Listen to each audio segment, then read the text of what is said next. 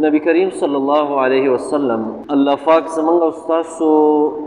د هدایت دپاره او مونږ او تاسو ته د لارې د ښودو دپاره دنیا ته آخري نبي الله پاک رالیږلی چې دی آخري نبي دی دته چې الله کوم کتاب ورکړی دی قرآن مجید دا آخري کتاب دی او د ده امت چې دی دا په امتونو کې آخري امت دی. نبی کریم صلی الله علیه وسلم دا فرمایلی دی چې تاسو آخري امت یې، یعنی زما امت آخري امت دی. او السابقون د ټولو امتونو نه لومبنی امت هم تاسو یې. د دې مطلب محدثینو دا فرمایلی دی چې د دنیا د ژوند په لحاظ باندې زمونږ او ستاسو دا امت دا د ټولو نه اخره کې راغلی، خو د قیامت په ورځ باندې او په آخرت کې به د ټولو نه لومبی عمده امت جنت ته ځي د ټولو امتونو نه مخکې. نبی کریم صلی الله علیه وسلم فرمایلی دی هغې پورې یو قسم جنت ته نشي ننوتی چې څو پورې ابوبکر صدیق رضی الله تعالی عنه دا نی ننوتی، دی به د ټولو نه مخکې ننوځي. او ابوبکر صدیق رضی الله تعالی عنه هغه د دې امت یو فرد دی. ځکه نبی علیه السلام دا فرمایلی دی چې د قیامت په ورځ باندې نبیان به راځي په ترتیب باندې. یو نبی به راشي هغه سره به یو کس یو امتی به ورسره ایمان به پرې دی وراوړي. یو نبی به راشي هغه سره به د امت نه نور څوک نه، صرف خپله بیبي او خپل اولاد به ورسره. بل نبی به راشي هغه سره به چند کسانی داسې به رواني تر دې چې یو سواد اعظم، یعنی دومره یو لوی لښکر به چې دا ټوله ځمکه به یې توره کړي پټه به یې دا به راشي او دا به زما امتي. ځکه نبی علیه السلام په همدغه حدیث کې دا فرمایل چې زه به د قیامت په ورځ باندې په تاسو فخر کوم، زه به خوشحاله یم په دې باندې. نورو نبیانو ته به زمونږ او ستاسو نبي کریم صلی الله علیه وسلم فرمایي چې وګوره د خپلو ستاسو امتونو ته وګوره او زما دې امت ته وګوره. دا موږ او تاسو به انشاءالله د فخر باعث یو د نبی علیه السلام. نبی کریم صلی الله علیه وسلم د هغه سفارش به د حساب د شروع کولو دپاره الله پاک قبول کړي. اوږد حدیث دی دا به انشاءالله بیا څه ټایم هر نبي له به خلق ورشي، آدم علیه السلام، نوح علیه السلام، ابراهیم علیه السلام، ټول به ورته عذر پیش کړي. او چې نبی کریم صلی الله علیه وسلم له راشي فرمایي زه به الله ته په سجده باندې پرېوځم او الله نه به په سجده کې دعاګانې غواړم چې یا الله د دې خلکو سره حساب شروع کړه. نبی علیه السلام فرمایي د الله د طرف نه ما ته حکم وشي چې یا محمد ارفع رأسک، اے محمد صلی الله علیه وسلم سر اوچت کا د سجدې نه، سل تعطى واشفع تشفع، غواړه او چې څه غواړې تاله به نن درکولی شي، ستا سوال به قبلیږي. او سفارش کوه ستا سفارش به نن قبلیږي. نبی علیه السلام فرمایي زه به یم یا الله زما سوال دا دی چې د دې خلکو سره حساب شروع کړه، که د چا دپاره جنت چې هغه جنت ته لاړ شي او که د چا دپاره الله مکه جهنمي نو چې هلته لاړ شي. ځکه د قیامت ورځ به دومره سخته وي چې هغه خلک چې د هغوی دا یقیني په ځان باندې چې زه دوزخي یم زه به دوزخ ته ځم، هغوی به هم دا ووایي چې موږ د دې ورځې نه خلاص شو نو دوزخ ته دې لاړ شو، خو چې اوس د دې سختې نه خلاص شو. دومره سخته ورځ ده د قیامت ورځ. ځکه عزتمندو وروڼو چې کله نبي علیه الصلاة والسلام هغه زمونږ سفارش کوي، په موږ باندې فخر کوي، موږ له به د کوثر اوبه راکوي او د دې امت دپاره هغه په دنیا کې هم او آخرت کې هم ډېر زیاتې سختې او تکلیفونه تیر کړي دي. دغه نبي چې کوم ژوند موږ او تاسو ته ښودلی دی، د ژوند کومې طریقې راته ښودلې دي، والله چې په هغه طریقو کې د دنیا خیر دی ورپکې، برکت دی ورپکې، خوشحالي ده ورپکې. د هغه په ژوند کې به د پریشانو نه خلاص یې. بس ګوره د نبي علیه الصلاة والسلام ژوند هغه ډېر مختصر وسایلو ژوند و، ډېر لږ څه ورسره و، ډېر لږ سامان. او یو ځلې صحابه کرام نبي علیه الصلاة والسلام یې ولیده چې یو پوزکي باندې پروت و مسجد نبوي کې، او چې کله راپاڅېده نو صحابه کرامو ولیدل چې د هغه په دې بدن مبارک باندې په شا باندې د دې پوزکي هغه چافې پرتې وې. یو صحابي راغی ویل یا رسول الله تاسو له موږ یو تورشک جوړ چې په هغې باندې به تاسو سملی نو دا دی چې دا بدن ته هم تکلیف نی. نبی علیه الصلاة والسلام هغوی منې کړل او ته یې وفرمیل ما لی وللدنیا، زما د دنیا سره څه کار، ما لی وللدنیا، زما او د دنیا څه کار. دا تورشک او دا خبرې دا خو به د دنیا یو سامان دی. او بیا نبی علیه الصلاة والسلام فرمیل چې بس زه خو د دنیا یو مسافر یم او بله ورځ دې دنیا نه روان یم، نو څه کومه به دې سامان نور چې د هغه کم شمایل او د هغه ژوند دی د نبي علیه السلام هغه وګورې نو انتهایی مختصر ژوند، بس خوراک ډېر مختصر. بس عایشه رضی الله تعالی دې پورې فرمایي میاشت به تېره شوله، میاشت سپوږمۍ به راوخته او هغه سپوږمۍ به بیا ډوبه شوله او ختمه به شوه، یعنې میاشت به تېره شو او زمونږ په نغري کې به اور بل نه شو. چا ورته ویل څه به م خواړه؟ عایشه رضی الله تعالی ته وفرمیل چې موږ به نأکل الاسودین، موږ به دوه تور څیزونه خوړل، بس دوه تور څیزونه، التمر والماء،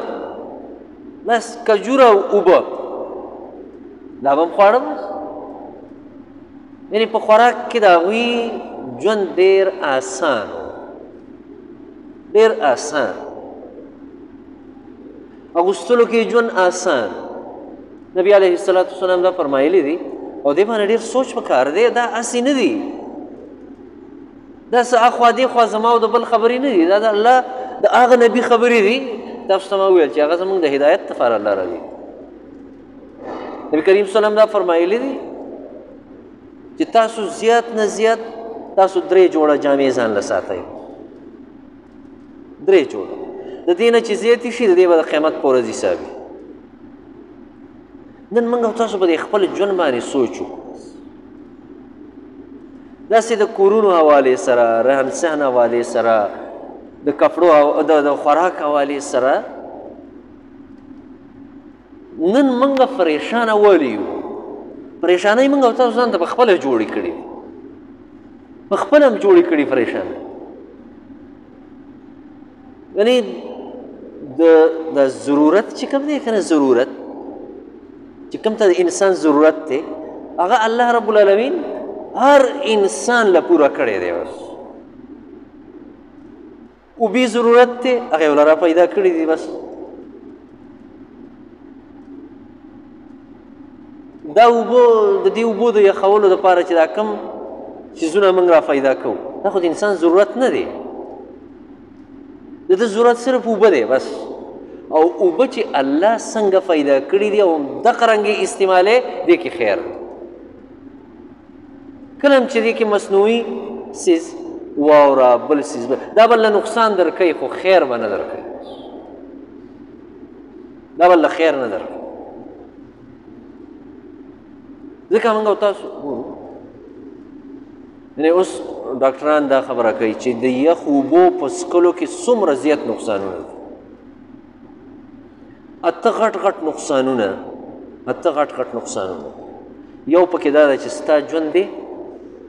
تا به د خپل ژوند د پوره کېدو نه مخکې بوډا کړي دا یخې اوبه مخکې به دې تېنه بوډا کړي مخکې نه به دې بیا خپې کار پرېږدي او دماغ به دې کار پرېږدي او دا اصل کې دا دی د اوبو انتظام تعالی الله کړی دی دا ضرورت دی د خوراک انتظام الله کړی دا ستا ضرورت دی د جامع انتظام الله قرآن کې الله فرمایي ما کړی دی مالوچ مې الله وایي پیدا کړي دي وړی مې الله پیدا کړې ده چې هغې نه تاسو کپړې جوړوئ هغې نه تاسو د اغوستلو سامان جوړوئ سوره نحل کې الله دا نعمتونه ټول بیان کړي دي ځکه نن موږ لکه پریشانه کړي دي غیر ضروري څیزونه یو یو ضرورت ورته نشته دی او څومره چې دا غیر ضروري څیزونه دا مصنوعي څیزونه دا دنیا ته وخت په وخت راځي پریشانه ورسره زیاتېږي پریشانه به وي دا چاله سهولت نه ورکوي خلک وایي یاره د خپل سهولت دپاره دا شي هغه د سهولت په ځای باندې تعالی پریشاني راوړي ځکه عزتمند ورونو د نبي علیه السلام ژوند کې خیر دی بس د هغه په ښودلی شوي ژوند کې خیر دی ځکه الله فرمایلي چې تاسو له نبي کم څه درکوي او کم څه درته وایي هغه واخلئ هغه عملي کوئ کم څیز نه چې منې کوي هغې نه منې شه دا د قیامت ته ورځې پورې دا د قرآن دا جمله په دې باندې عمل پکار دی دې حوالې سره به تاسو ته د نبي علیه السلام د ژوند یو څو خبرې چې هغه په خپله کړي هم دي او موږ او تاسو ته یې ویلي چې داسې وکړئ څو خبرې نبي علیه السلام یو حدیث کې فرمایلي او دا د ژوند آداب دي یو نبي علیه السلام فرمایلی دي چې کله ماښام شي او نور فریوزي نو تاسو خپل ماشومان هغه کورونو ته دننه کوئ هغه د کور نه بهر مه پرېږدئ نبي علیه السلام د هغې وجه فرمایلي یا فرمایي په دغه وخت کې شیطان خپلې لښکرې هغه راخوروي بس نو هسې نه چې شیطانان هغه ستاسو دا بچیان دا ماشومان دې له تکلیف ورنکړي دا ونیروي اکثر و یاره ماشوم داسې بار ته ووته او بس یو دم وایي چغې کړې او دا هغه ماشوم هغه خو دا نشي ویلی چې دغلته یو څیز و زه ویرولم خو دا دی چې دا د نبي علیه السلام هدایات دي زموږ او ستاسو د ژوند د خیر دپاره د بچو د حفاظت دپاره چې هغه فرمایي کله چې نور فریوسي نو تاسو خپل بچیان هغه دننه کوي بس هغه بهر مه راپرېږدئ او یو روایت کې ورسره راځي د هغې پورې چې اذا دخل العشاء کله چې ماسخوتن داخل شي نو بس هغه بیا خپلې لښکرې واپس کړي